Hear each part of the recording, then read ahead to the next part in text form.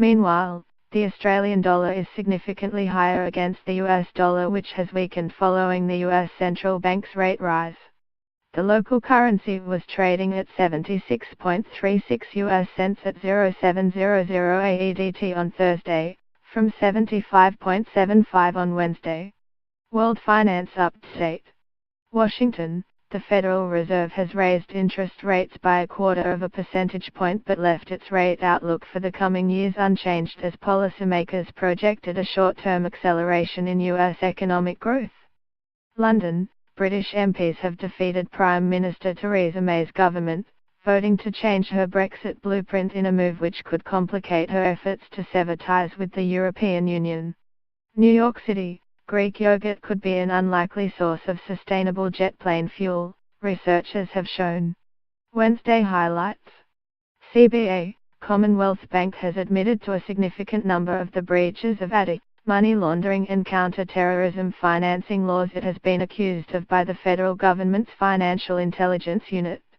Westfield, the prospect of a rival bid for Westfield Corporation cannot be ruled out, analysts say after Westfield agreed to $24.7 billion, a $32.7 billion, takeover offer from a Europe-based company.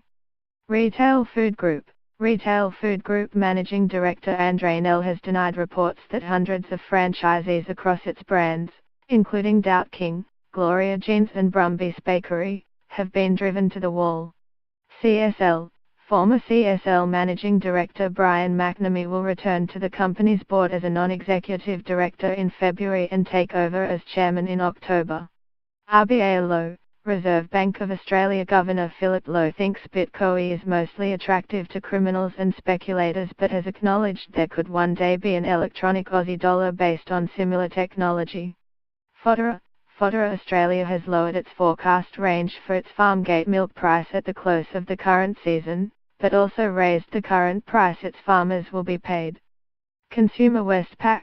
A stronger labour market and the passing of same-sex marriage legislation could be behind a monthly boost in consumer confidence, an economist says. Newcrest Mining has sold its 89.9% stake in the Boakro mine in Côte d'Ivoire, Ivory Coast, West Africa, to a consortium of F&M Gold Resources and Africa Finance Corporation, for $81 million. Event, Star Wars. Last Jedi's premiere could awaken the Force in event hospitality and entertainment and drive full-year earnings to near record highs, a senior analyst says.